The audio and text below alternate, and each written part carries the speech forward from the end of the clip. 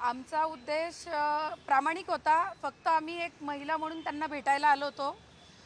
त्यांच्या तब्येतीची विचारपूस तर रोज लोक घेत आहेत, पण काही राजकीय वातावरण बिघडल्यामुळे आम्ही आजपर्यंत येण्याची हिम्मत नाही केली की आम्ही जर आलो तर विनाकारण काही वाद नको पेटायला म्हणून।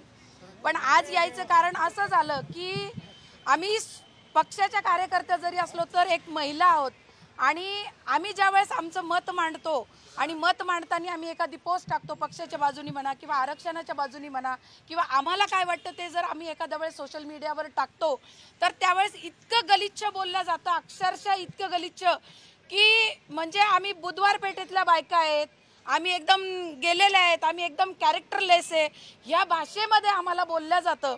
आणि ह्या गलिच्छ भाषेमुळे आम्ही त्याच्यावर काय कारवाई करावी किंवा मग आम्ही कुणाकडे जावं, तर आम्हाला एक मार्ग वाटला की एक आपण जाऊन की संविधान म्हणजे काय आणि महिलांचा कायदा म्हणजे काय हे त्यांना सांगावं आणि त्यांना भेटून ते संविधान द्यावं, म्हणून आज आम्ही त्यांना भेटायसाठी आलो होतो। त्यांचं म्हणणं असं आहे की म्हणजे आता इतर पक्षाचे लोक सुद्धा मराठ्यांना सुद्धा तसं टार्गेट केलं जातं सोशल मीडियावर।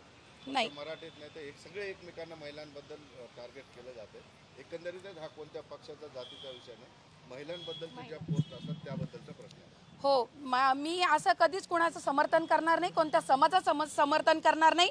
मी जे कोणी पुरुष असतील जे सोशल मीडियावर जे महिलांविषयी बोलतायत, एकामेकाच्या आई बहिणी तुम्ही काढताय, तर हे एकदम साफ चुकीचं आहे। मग तो पुरुष कोणत्याही जातीचा असो, तो पुरुष कोणत्याही धर्माचा असो, ज्यावेळेस तुम्हाला तुमची वैचारिक पातळी एकदम खालच्या स्टेजला न्यायची असेल तर तुम्हाला काहीच बोलायचा अधिकार नाहीये। आणि तुम्हाला जर कायदा समजत नसेल तर कायद्याच्या विरोधात ज्यावेळेस तुम्ही बोलता आणि ज्यावेळेस आपण आपल्या तक्रारी घेऊन पोलीस स्टेशनमध्ये जातो तर मग आपण म्हणतो की नाही नाही आमच्या विरोधात तुम्ही गुन्हे दाखल करताय।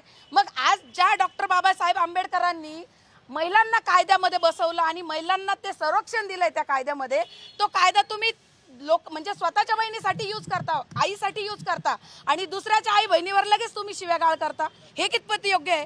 हे चुकीचं आहे। पाटलांचं असंही म्हणणं होतं तुम्ही ताई म्हणून आले असता, मात्र हे पक्षाचं गळ्यात टाकून का ही वेळ का? पक्षाचं गळ्यात टाकून याच्यासाठी आलो कारण आम्ही पक्षाचे काम करतो ना, आम्ही पक्षाचे जबाबदार व्यक्ती आहोत आणि पक्षाची जबाबदारी पार पडताना असं नाही की मी फक्त एक महिला ओबीसीची आहे, माझ्यासोबत मराठा समाजाच्या पण पदाधिकारी आहेत, असं नाही आहे ना। जरी मराठा समाजाच्या आरक्षणाचा विषय तुम्ही मांडताय आणि मराठा समाजाच्या हितासाठी तुम्ही बोलताय, तर आजपर्यंत मला तुम्ही सांगा की उपमुख्यमंत्री मुख्यमंत्री कोणत्या व्यक्तीने सांगितलंय का आम्ही मराठ्यांना आरक्षण देणार नाही? विषय दुसरीकडे चाललाय। महत्वाची गोष्ट अशी आहे, पुरुषांवर जसा आरोप करताय तसं महिला सुद्धा फार खालच्या पातळीवर जाऊन सोशल मीडियावर शिव्या देतात। हो, तर मग महिला केव्हा शिव्या देतात? तर ज्यावेळेस तुम्ही महिलांना शिव्या देणार तर ती महिला कशी शांत बसणार आहे? तिचा पण आत्मसन्मान आहे ना। तिला एकदम डायरेक्ट तुम्ही सोशल मीडियावर किती लोक असतात, अख्खं वर्ल्ड तुम्हाला बघताय त्या सोशल मीडियावर, आणि त्या सोशल मीडियावर जर तुम्ही एखाद्या महिलेला गलिच्छ शिवीगाळ केली तर ती महिला शांत कशी बसणार आहे? तुम्हाला वाटतं हा प्रकार थांबेल आता?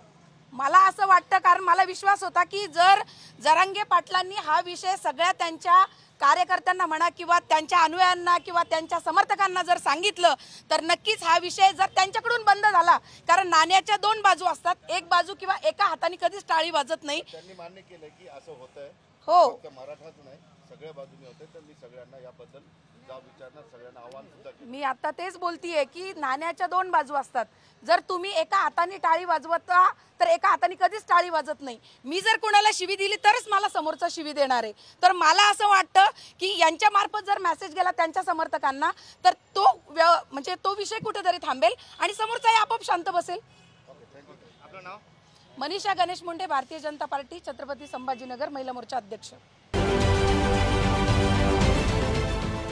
देश विदेशातील प्रत्येक घडामोडींचे लाईव्ह अपडेट मिळवण्यासाठी आता साम टीव्हीच्या सर्व सोशल मीडिया प्लॅटफॉर्मला लाईक, फॉलो आणि सबस्क्राईब करा।